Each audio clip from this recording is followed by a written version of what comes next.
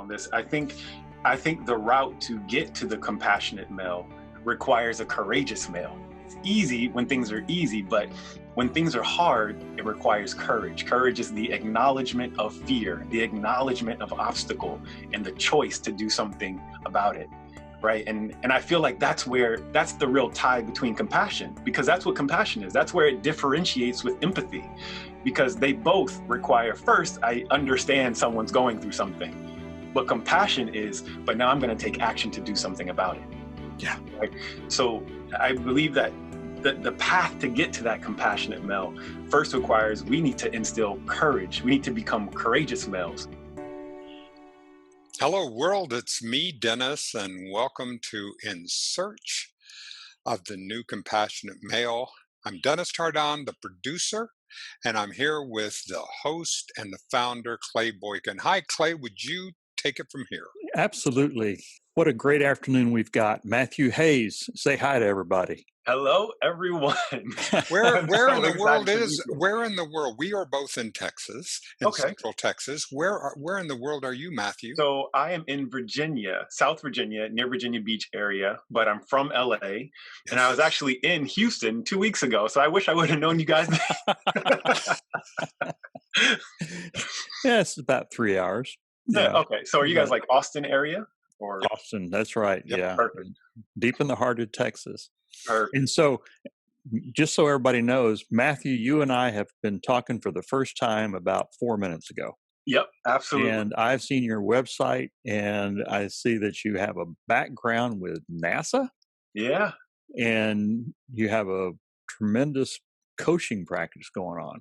Mm-hmm. Those are kind of one thing to another here. Yeah, exactly. Can you tell us? Hey, look, as a wannabe steely-eyed missile man who's followed it all the way up from Mercury and all the way, I'm not so sure. I mean, the kind of coaching, to be able to be calm, to be able to go through the opportunities, to be able to look for the positivities and to leverage them and to grow, those seem like a lot of really wonderful qualities. You're absolutely right. You make a good point, right? And it really is on the surface level, and I think we can talk about this. On the surface level, everything seems disconnected. But at the core, you start to see how all things come together, right? And we talk about this in terms of consciousness and all that. But really, you start seeing how all the pieces come together to make the whole puzzle picture. And for me, like what Dennis just said, that's what I found the core thread of truth being, is a focus on an outcome, right? Whether it's coaching and I'm trying to unpack trauma and I'm dealing with some things that were really, really hard and uncomfortable, or it's a shuttle trying to get to the Mars or trying to get to the moon, right? It's what's the outcome I'm going towards, and what do I have to go through to get there? And am I willing to go through the uncomfortable parts of the process to get to the beautiful part of the outcome? Boy, that's so right. The other night, the launch, 4 NASA astronauts went up on SpaceX. Yep. Mm-hmm. And to watch the orchestration of all of that, down to the booster rocket coming in and landing on that platform. It's almost like an orchestra playing something. It's wonderful. And it's an extraordinary, because we're going through here in 2020, we're going through an evolution. We believe we've been talking to people in search of the new compassionate male, is that there appears to be an exacerbated or accelerated by COVID, is that we're being forced to confront things about race, things about economic insecurity, things about hierarchy, about the patriarchy, about all of these things are being called to be healed. Are you're catching on that, or are Absolutely. You feeling like we're on the? I would love to hear you guys' perspective on this. I think the route to get to the compassionate male requires a courageous male. And I don't know if you guys have said this before. I don't know, but I talked about this on a call yesterday with one of my clients, and we went through a list of what are the things that you want to call more into your life. What are the emotions that you want to experience more regularly? And out of the list, one of the things he said was on the top was courage. I want to experience more courage.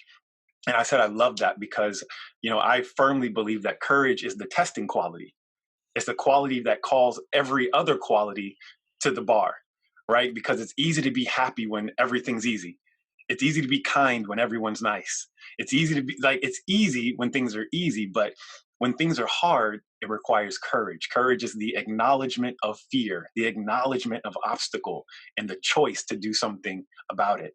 Right. And I feel like that's the real tie between compassion, because that's what compassion is. That's where it differentiates with empathy, because they both require, first, I understand someone's going through something.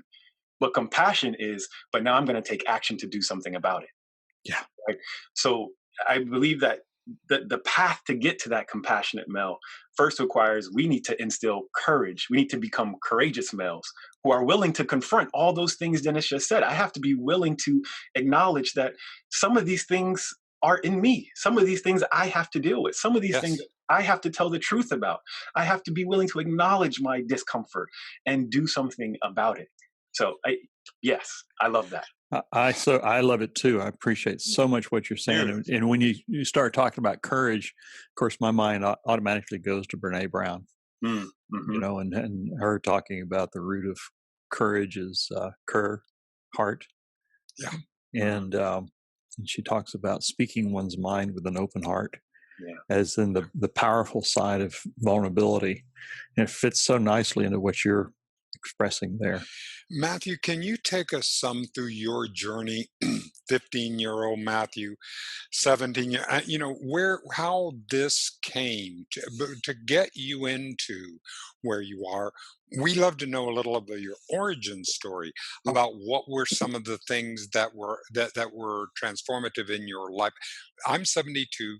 Clay is in his mid-60s. You are how old today? 30. I'm 30 today. 30. Okay, so you were born. No, this is important. Perfect. Because you need to know chronologically what you could have experienced during this time. So could you talk a little about the evolution of your consciousness? Yeah, and I'll give a spoiler alert right up front, that the thing that made the biggest shift for me was, and I know that this is triggering for a lot of men, but the thing that made the biggest shift for me was submission. And that's where everything turned the corner. But to kind of backtrack some, I'm from LA, from Southern California. My family's from Virginia. Yeah. So my mom actually grew up here, in the same city I'm in right now. And after college, she moved across the country, like, I'm out of here. And she went and met this guy in the jacuzzi at the apartment complex she lived at. Of course. And hey, you got to make a great story. How else would you do it if it weren't there? Met this guy. My dad is actually Palestinian. So he was exiled from Jerusalem, from the army, and he came here to the States, and they just met in that pool, and it was love.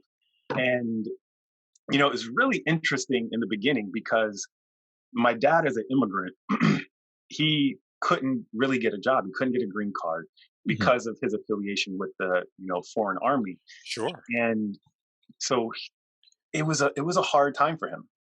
And he resorted to doing, making money in different ways. Exactly.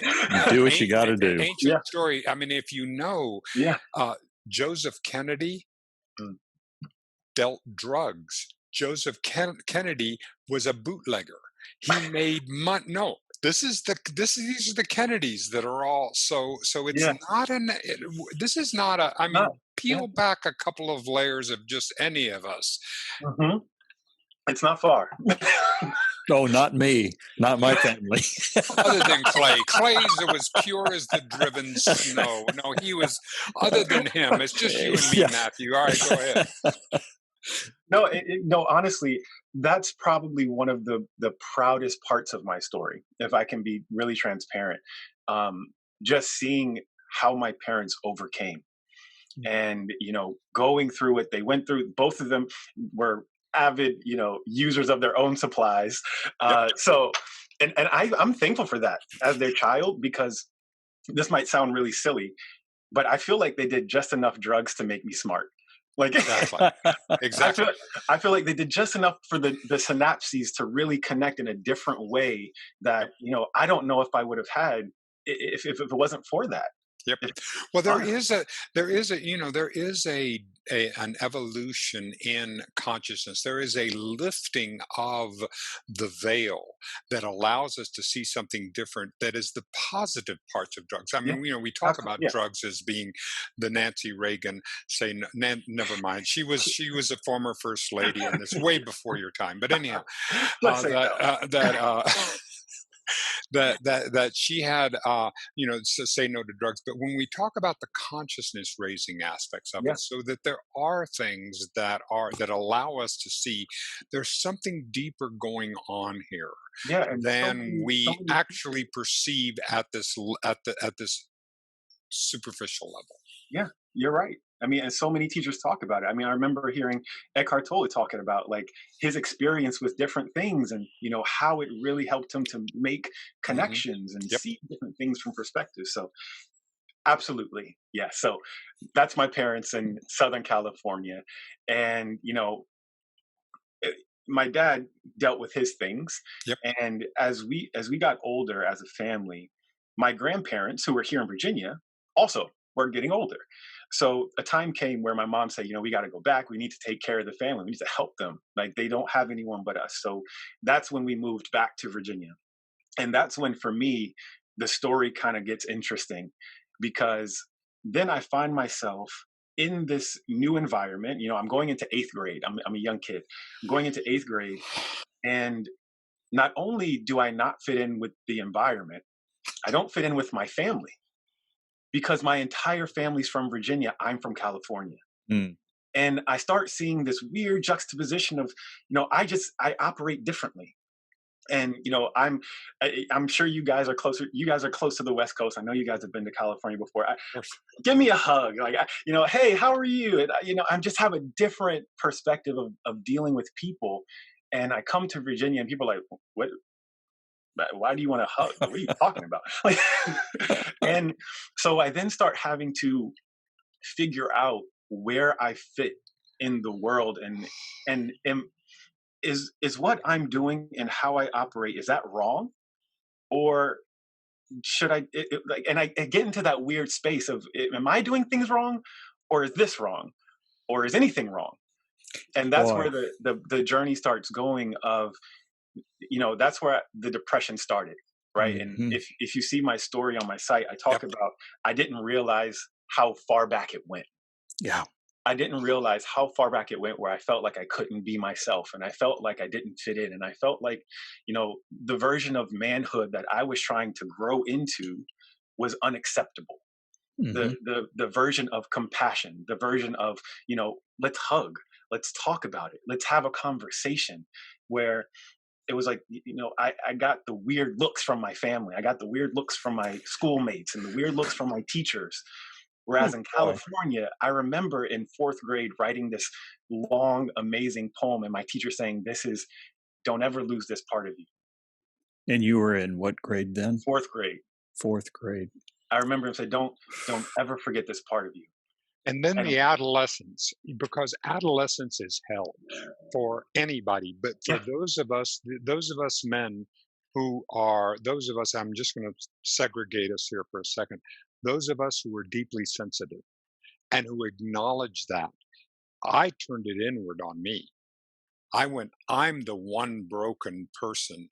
Everyone else out there has it figured out. They got the manual, they got the message, they got you, not me. So yeah, therefore there must be something wrong with me. So I hmm went into a self-loathing that fired. It was a fuel, like an energy thing that just continued on. I mean, it was something really powerful to go through. And Clay, you went through something similar, didn't you? I did. I did. I had a tragic loss going into ninth grade, and it sent me into a depression that yeah, it plagued me for years, and I never could figure it out back then. Going and getting a counselor, going to see a shrink, was unheard of.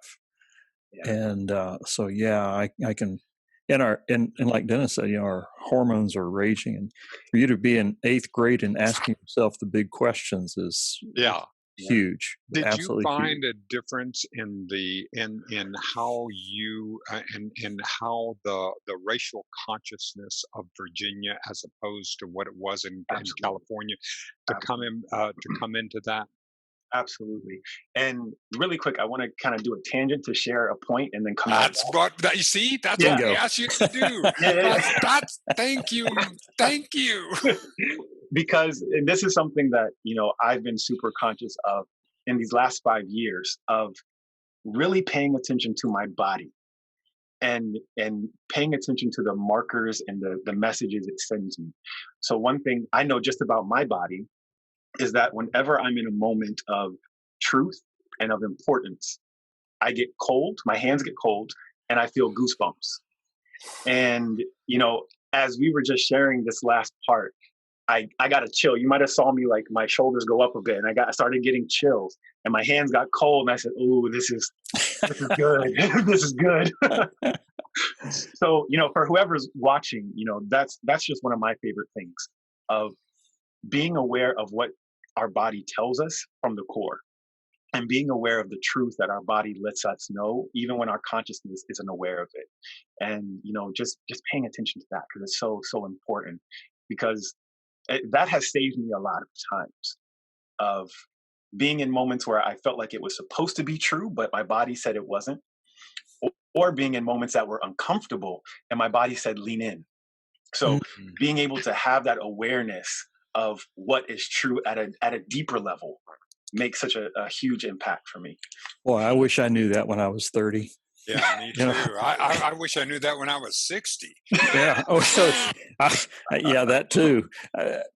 For years I talked a great game. I could talk that, but Damn to right. apply that to myself and to pause really in the moment and be aware, what is this feeling? Yeah. Isn't that biofeedback? Yeah, absolutely. Yeah. Yeah. Yeah. I love that. And it doesn't take yeah. Go ahead. To go to your question, to bring it back, to button it up. Yeah, it was huge. The difference was monumental. And I can remember one specific moment, I'll never forget it, where it became real to me, and it validated the thoughts I was having that this is different. Yeah. I was thinking it internally, but I couldn't tell anyone because everyone outside of me was the people who were here. So it's like they don't know. But I remember one moment in 8th grade, I was getting off the bus, and all the kids get off the bus at the same time. We all walk towards the school building, and I was walking towards the building in this big group of kids. And I remember this one girl who was in 7th grade. Her name was Jasmine. And she came up to me. We didn't know each other. We knew each other in passing through the hallways and stuff like that, but we weren't friends. And she came up to me and she looked me in the eye and said, "Something about you is different. I don't know what it is, but you're different." And that was Dennis's face. And that was like, okay, I'm not crazy. I know I'm different, and someone can see it. As long as one person sees it, it's true. Because it takes 2 of us to prove a witness, right? It's me and you, right? We know. And from that point on, I started leaning into it, and I stopped feeling guilty for it, and I stopped being ashamed of myself, and really just showed up. I showed up as who I was. This to me is that when those experiences happen, it's like we're willing to be open, because she could have said that exact same thing and you could have taken it personally. Yeah. But it was you were ready and you were willing to take that in the most graceful way that you could, and that's lovely, Matt. It was, and I thank her for that. I haven't talked to her, but I feel like I should reach out after this conversation and send her a message of love. How wonderful! Did you know where uh, what you wanted to do, or what your life path and journey? Because I mean, I feel a lot of, and when you said California, I thought for sure that you would tell me that you did a performing career. You had something along that lane that was attracting you. No, not at all. I had no idea. Honestly, I loved everything because, and to go back to the beginning of our conversation, just something intuitively in me felt the connectedness across the board. So I really felt like it didn't matter what I did because it Mm. was all part of the same picture. And I wanted to work at NASA, and I wanted to do marine biology, and I wanted to do acting, and I wanted to be a poet, and I can't sing, but I wanted to be a singer. And I was like, I never put a cap on myself of what was possible. It was just, where am I today, and Mm. what am I doing today? And that for a long time was a hardship for me in terms of building upwards relationships, in terms of like mentorship and stuff like that in a career path, because everyone I reached out to said, "What's your 5-year plan?" And I'm like, and I was like, I just don't operate like that. Chess moves one piece at a time. And I can't say I'm going to move the king here and the rook there. Like, I don't know where the pieces will fall, because like Clay mentioned, I had a big loss, about 8 years ago, that shook me as a Mhm. not it shook me at the core as a person, and it shook everything that I thought I held true in terms of my beliefs about my value, my worth, my ability to connect with men specifically, as well as my ability to rely on God. And when I lost this person who was like a father to me, who was like a spiritual mentor, and this is the unhealthy thing that we do with relationships, is I made him an exemplar. I made him a stand-in for my creator. So when I lost him, what I internalized was I lost my relationship with God. And it took years after that for me to really unravel and rewire, to understand, no, he was there to help me in that phase. And he's still here, right? I can think, as I speak his name now, as I think about him now, he's here. He's very present because I love him, and he means a lot to me. And I had to let go of the idea that a passing or a death was a permanence, and it wasn't. There's so much more. As long as I can think of you, I can be with you. If we use the SpaceX or Atlas or whatever metaphor, is that he was your first stage Mm, and he got you that far, but yeah, it had to drop away in order for you to take that next.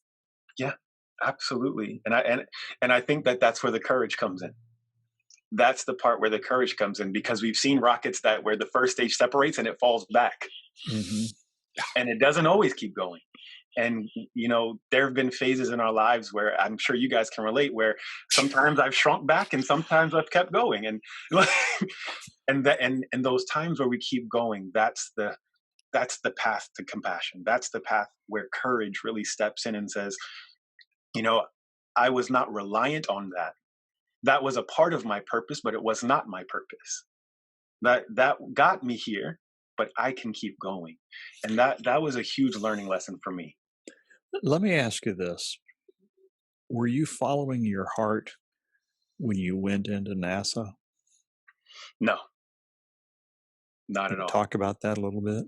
Yeah, And what also intersect that with the arc of depression yeah, that we're Sure. dealing with, because those two, I don't think that we can separate them. no, yeah, I agree with you guys both. And and I'll say this to start it, and then rewind.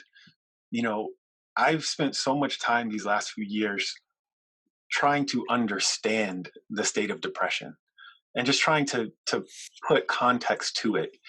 And as you guys know, the most difficult things are most easy understood when they're simple. And we've all heard the example that there's no such thing as dark, it's the absence of light. And there's no such thing as cold, it's the absence of heat. And one day, a few years back, I realized I don't think there's this thing as depression, unless outside of the chemical imbalances. I think it's the absence of meaning. And for a long time, when that clicked for me, and I was like, I can't embody faith and depression simultaneously. I have to pick one. And whenever I'm in the depressive state, I realize I've lost sight of my meaning, and I've lost sight of my purpose, and I've lost sight of my vision. Because whenever I'm holding that, the other one never is there. So to Clay's question, I chose NASA intellectually because I grew up, we didn't have money, like not enough to feel comfortable going to college. I was always a high achiever, but I felt I needed to be because my dad was doing his thing. As much as they were in a relationship, they were not together. So ancient story. Exactly. Yeah. And I had to be the man of the house growing up. And my mom worked 3 jobs to make the ends meet. So I had to learn how to cook. I had to learn how to handle things. I had to learn how to handle my mom because she was exhausted. So I had to learn how to deal in relationship. And so when I saw the opportunity to go to NASA, coming straight out of high school, right? I went at 17. My mom had to sign a permission slip for me to work there because I wasn't 18 yet. And I said, this is the best choice for my family. This makes the most sense. This will get me a job and it won't put us in debt. I'll take it. Right. And I loved working at that. I was like, oh, this is super cool too. But the choice to actually go was not mine. It was for a bigger reason. And it was in that where the depression started. I lost, the person I talked about was a few years into my career at NASA. And that's when I realized I was depressed. That's when it became actualized. And, like we talked about, like it started a long time ago. Mm-hmm. But it was when that hit, when the big wave came, and I was like, "Oh, I'm in the ocean here." Like, what? How did I get here? Yeah. And then I got a second wave after a relationship that was interesting, and I was like, "Oh man!" Initially, my thought was, "I'm tired of standing in this ocean. I would prefer to drown."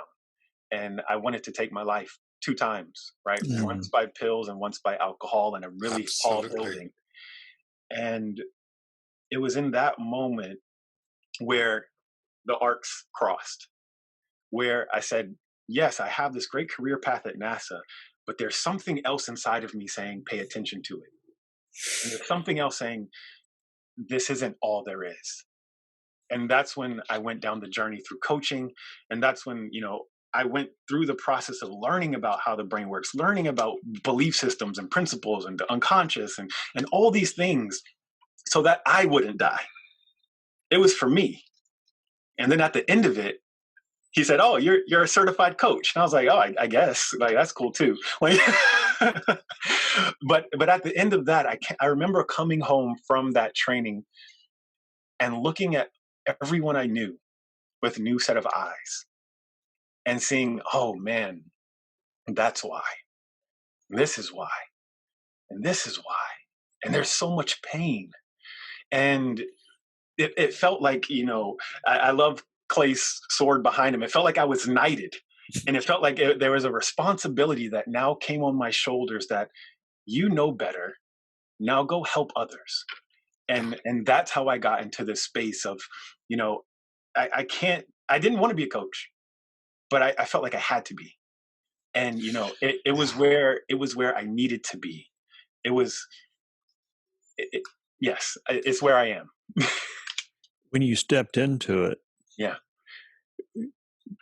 It was all into the unknown. Mm-hmm. My thought would be, oh, great anxiety starting something brand new. Yeah, I've gone through training and stuff, but now I'm stepping out did you have anxiety with that? Not really. I'll be honest. And that's why I said, I'll give you the spoiler. The answer was submission. Yeah. And it really was like, I made the decision to submit to a bigger calling and to submit to something else and to stop thinking I knew the answers. I might be able to help with the plan, but I didn't create the purpose. And really standing in that space and allowing it, right? And we talk about submissions so much, and I think the conversation tends to go towards women. And I hate that, because submission is for both of us. Well, and you're differentiating submission from surrendering or giving up. As an old Marine, surrender is like not an option.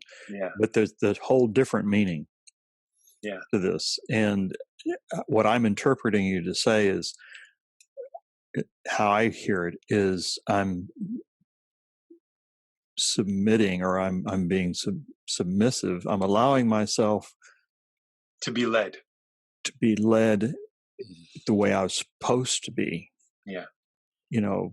Aligning who I am on the inside to blossom. All right, let's take it, because something just occurred to me. You take the term follow your dreams. That's being led. Follow your purpose. If I'm going to follow, something is leading. It's interesting you say that, Dennis, because we've talked about, in our men's retreats and so forth, we talk about childhood dreams, and an exercise where we go back and we say, well, what were your childhood dreams? And then we say, now, what's your greatest accomplishments in the world? Now, can you connect the dots? And when people connect the dots, well, I wanted to be a doctor, but I only became a fireman. Was your childhood dream fulfilled? What was your reason? It was to save lives. And when those connections are made, it's a visceral feeling, like what you were saying, the cold hands, your body's saying something. Listen to that. There's purpose in that. And it is so powerful. I know it's so powerful for me in helping me align with my purpose. One of the things that I think is so beautiful about you, Matthew, is that you've been through it. Because if you haven't been through it, it's one thing for a coach to stand up on top of the mountain and say, oh, yes. Well, you really should do this. Take care of those. But if you've actually been through it, and we can actually empathize and say, man, I know where you've been. I know how you've done, and it changes everything. Absolutely. That's key. And I'm so glad Clay made that separation between surrender and submission. That's big. I don't know. You guys are making me emotional. I love this. I'm feeling the same thing. Thing, because that's where I get my cue is that I begin to feel the tears. I begin to feel a warmth in my head, and I begin to feel that. That's when I know that I've touched meaning. That's when I know when I've hit something important. Matthew, when you were going through the dark time, and I heard you say drugs, and I heard you say alcohol, and we walked right over you when you said tall building. And I heard that, and it really resonated with me, because there was a time in my life when I was working in New York City, and I had just come through, surgery and was recovering, and I went back and I went to the top of the Empire State Building for the first time. And I said, metaphorically, I've made it to the top. Look, down there's my little office window. I'm at the top of the Empire State Building, and it's almost killed me. Who am I? Why am I here? And where am I going? And I felt like that was perhaps what was happening with you at that time. One of the biggest things I've learned since being in this space is that no one wants to die. They want to stop hurting. And thank you. And that was it. I didn't want to die. And, it took courage to just admit that. because the overwhelming depression story was you want to die. Yeah. And it took courage to say, I actually don't. I just don't want to feel like this. And please make the pain stop. Yeah. And whatever it took. I remember that day, I had a bottle of Absolute Limon vodka. And I remember cracking the top and drinking the whole bottle. Oh, man. Yeah. Yeah.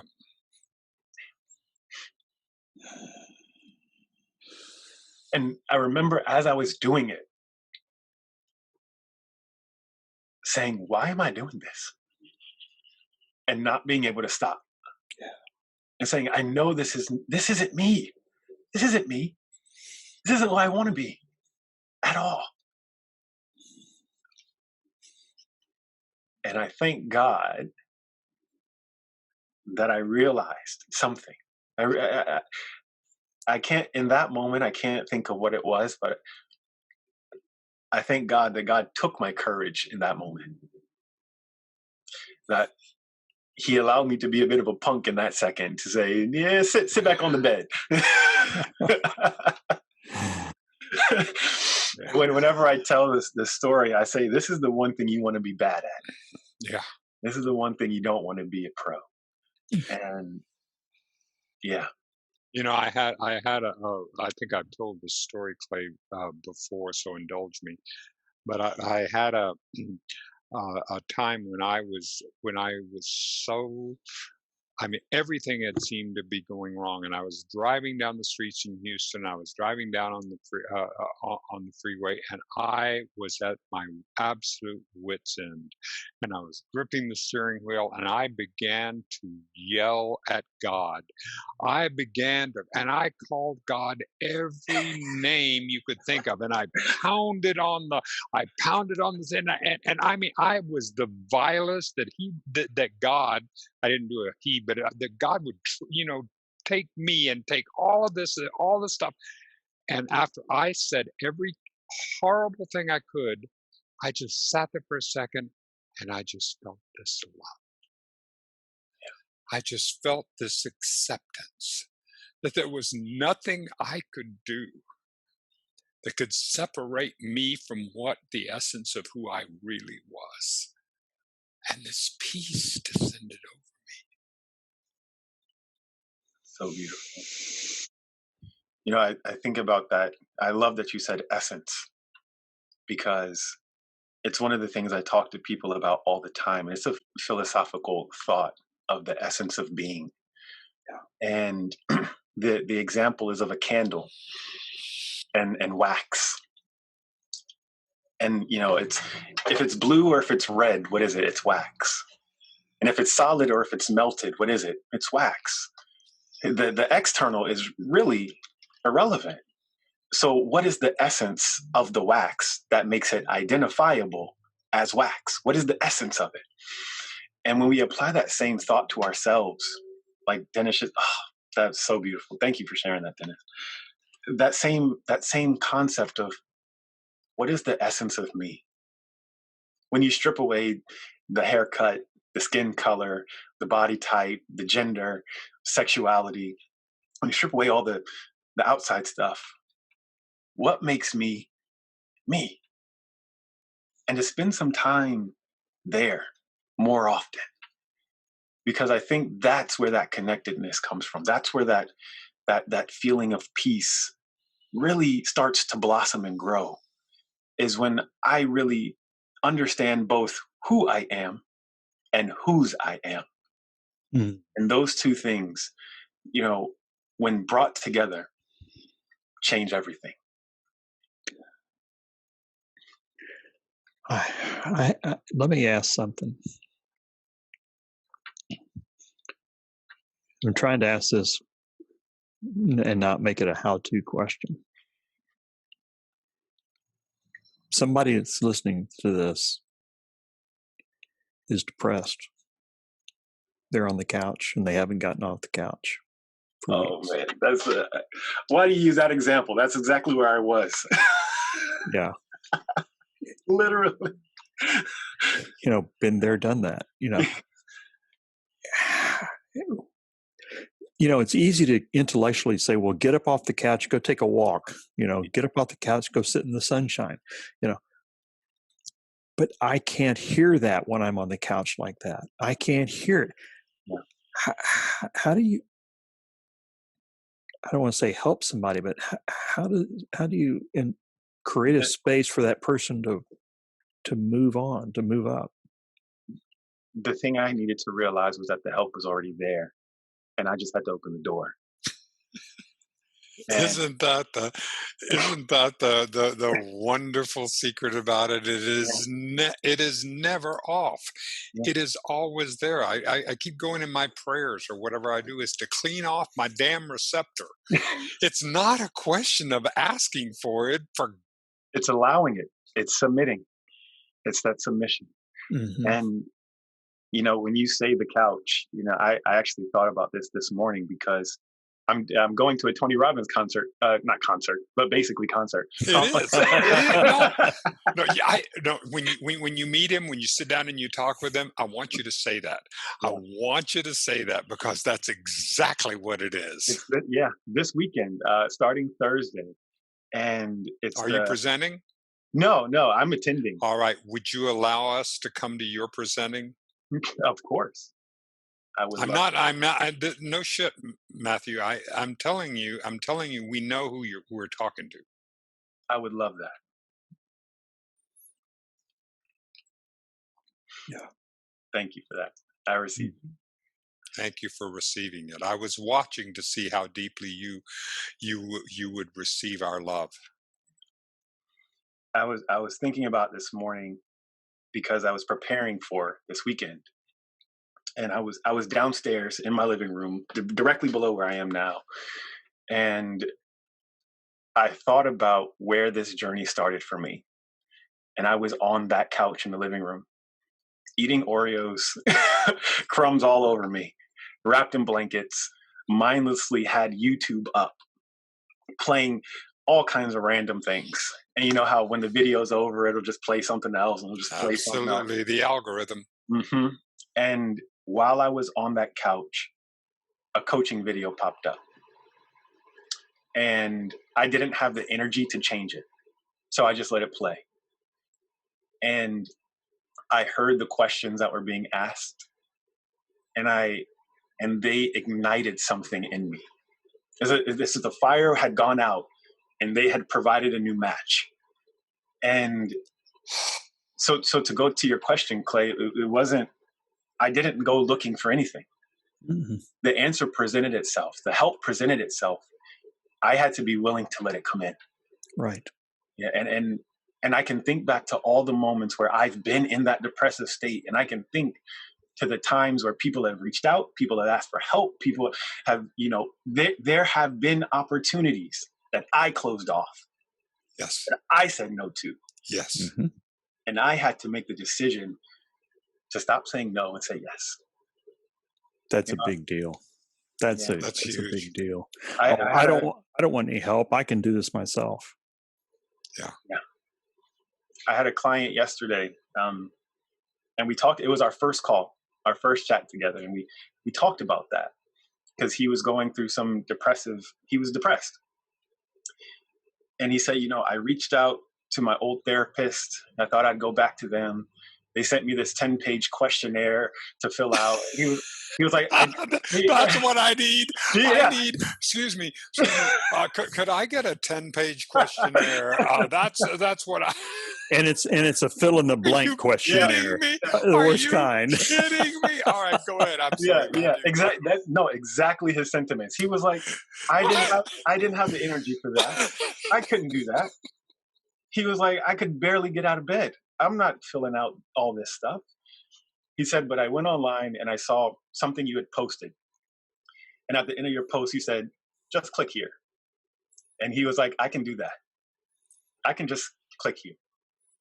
And he said, immediately after I pressed the button, I felt relief because I felt like the help was coming. I was thinking about that, Matthew and Clay, about how the difference between, again, in the 1950s, you'd sit there and I'd sit across on the ranch where I grew up, and there was a post office there, and that was to mail a letter. To be able to do that long distance was something. We had a thing. I mean, you kids won't know that, but it was a thing called a dial tone. It was a little. It was a little thing. I mean, you'll ask your grandparents about it. But anyway, the I'll things look that up a would YouTube happen. video. Look up a YouTube video as to what a dial tone is. But anyhow, but then today, all right. So fast forward to today, and we have an opportunity.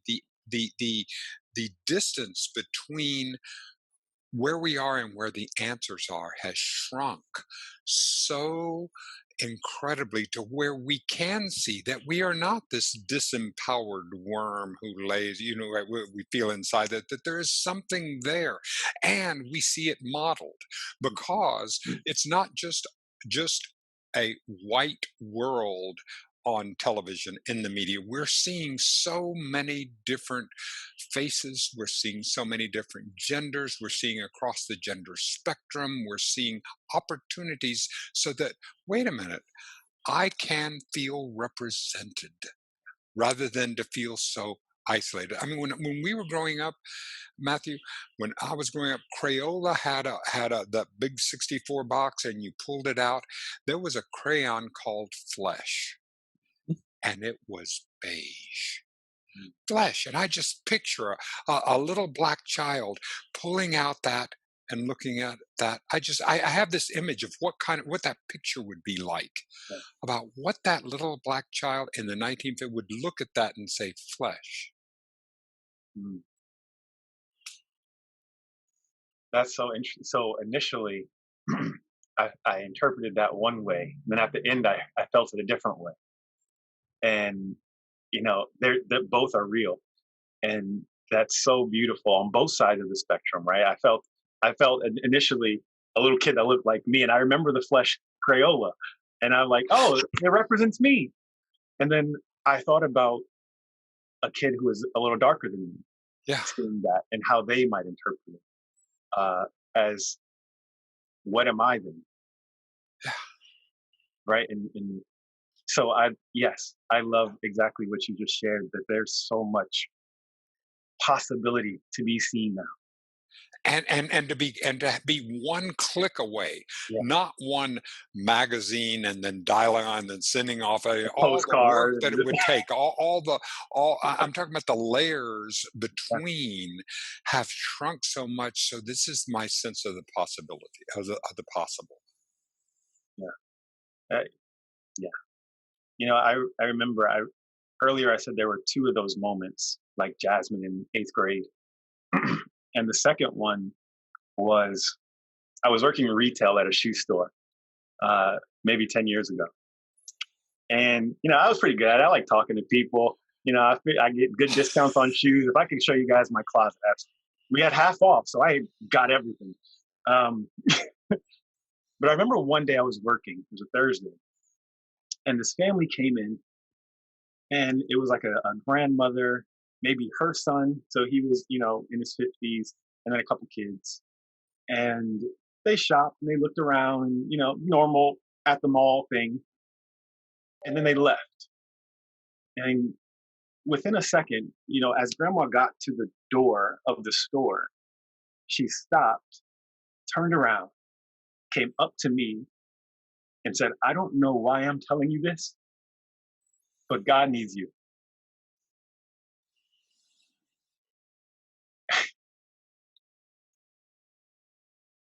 She said, just listen. She was like, you have a purpose that's bigger than you. And then she turned around and walked away. I don't know her name, don't know anything about this woman. But those were the two moments that said, first, you're not crazy. It's okay to be different. And your difference matters. And that was it. There's no looking back. What more can you ask? Every day we're saying, send me a sign, give me a sign, something that I'll know is a sign, something that's so crazy I can't dispute it. What's more than a stranger at a shoe store coming up to you saying, you will make a difference. Yeah. It's sacred. It is, and the crazy thing is for me is that it has happened so often in my life. The fact that I would disbelieve, the fact that I would go, oh no, it's worked 5,000 times, but I'll bet you this 5,001th time. Mm-mm. You know, that brings up something, Matthew. I was told, and it was like Zig Ziglar or somebody. He said, write down every compliment you've ever received in your life. Go back as far as you can. Handwrite them, you know, on a yellow pad of paper. Just go. Every one of them. Fill up 2 or 3 pads. And when you are finished, look at those. And first realize that 20% of those are bullshit. But the other 80% are not. And how many times, Clay Boykin, has someone says, Clay, this is so good for you. This is where you're to go. Oh, I can't do that. No, not me.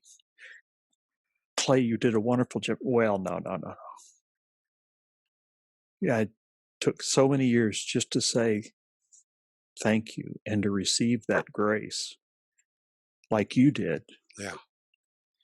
I'll tell you something that's really interesting, which no, Matthew, look, damn it, stop it. Because you're discounting every single freaking thing you said before. Don't use that. Use something else. I'm enjoying this too much to be able to say, what, that was boring? Continue.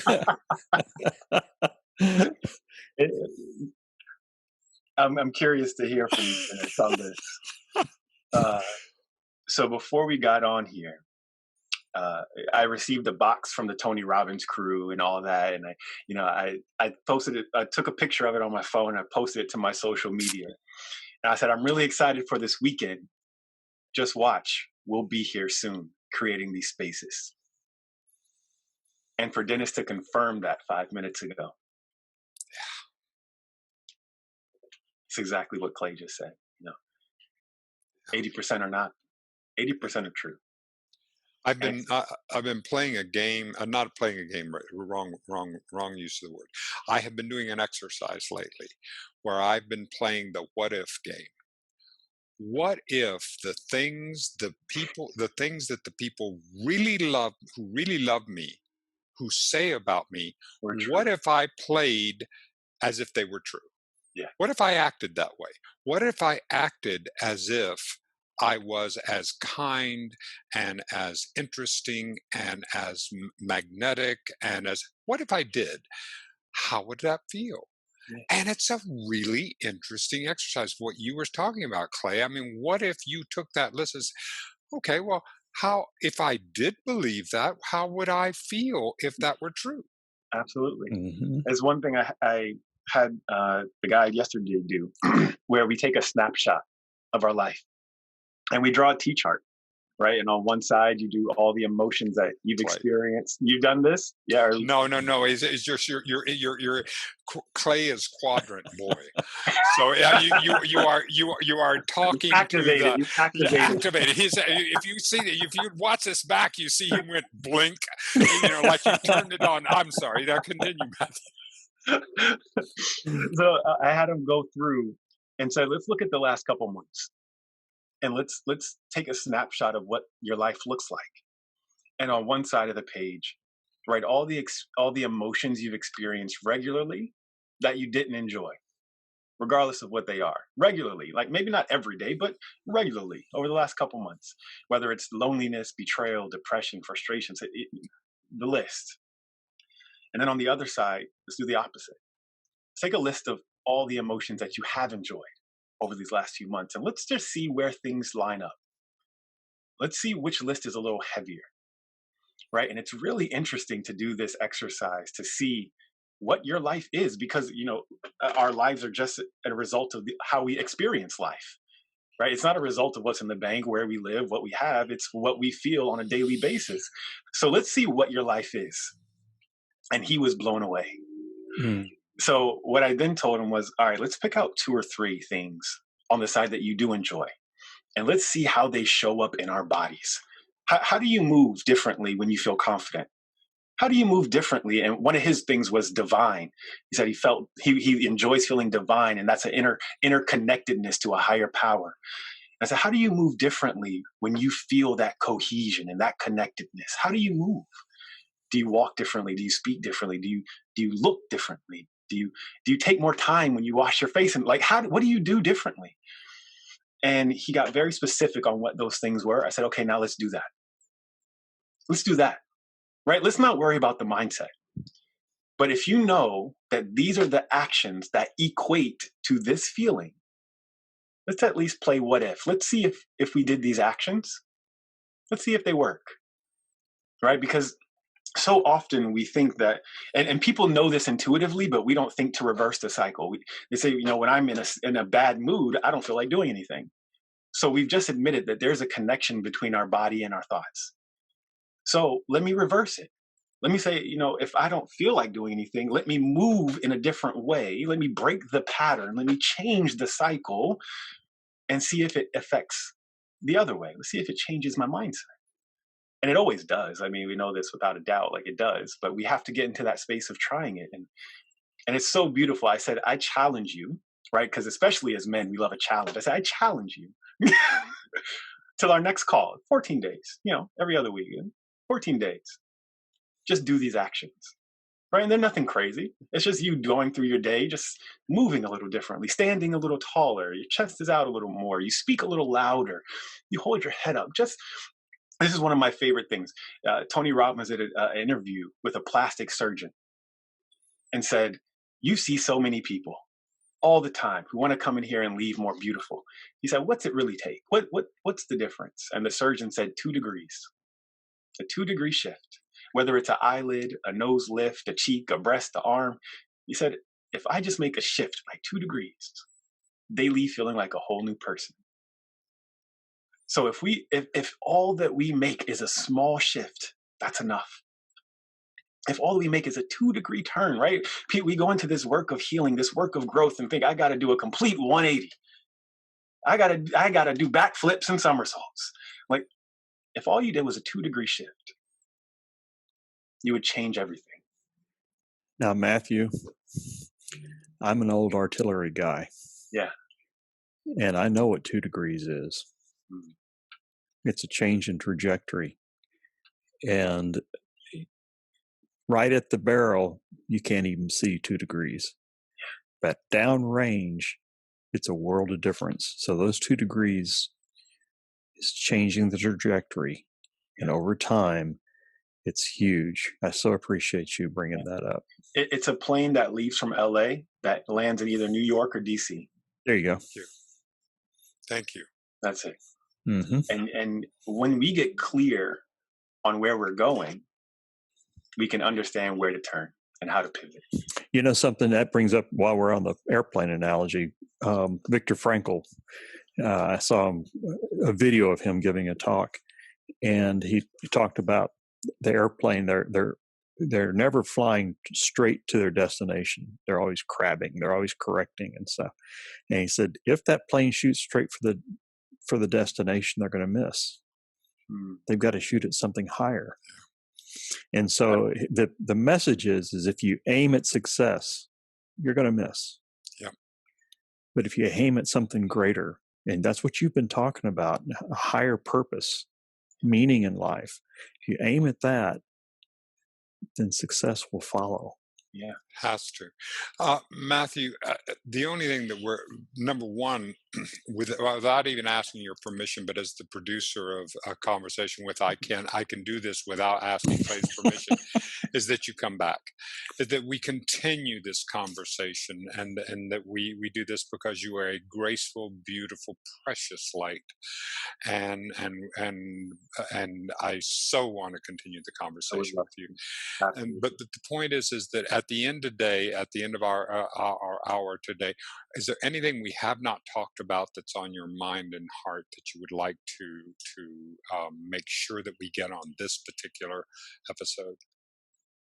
I was at a conference this past weekend, and my mentor said something that was so simple and plain, but so profound. And she said, if you have a vision, you have to call it. And I immediately thought about a parent and a child, and imagining a child in a different room and just expecting them to somehow know to come into the room where you are. No, if you want it to come to you, you must call them. And that was such a beautiful point that, everyone has some sort of vision for their life. As Clay just said, this higher connectedness, this purpose, and we talked about earlier, following the dreams. But we must also call it. Let it know that we are ready for it. Yes. Let it know that we're looking. So call the vision, whatever that is, and make it plain, make it simple, and allow yourself to be led. What do you think, Clay? Huh? Matthew, you've got to come back. Thank you. Thank you. See, I was right. See, yes, I knew. Thank you. I knew. Do not wait and ask permission. Just go ahead and ask forgiveness. So do that later. Anyway, Matthew Hayes, thank you so much for coming on with a conversation with Clay. I love you. I'm so grateful you've asked me along this journey of In Search of the New Compassionate Male. I have learned so much today. Thank you for all the heart that you brought into the show. Yeah, that's why I said at the beginning, I'm excited to be here with you guys. Mm-hmm. For people who know this space, there are things we talked about today I've never said. Oh, yeah. And I knew today would be that. Yeah. I knew it would go there to things that I've never shared. So thank you. That's the space that's our intention, to create that safe space.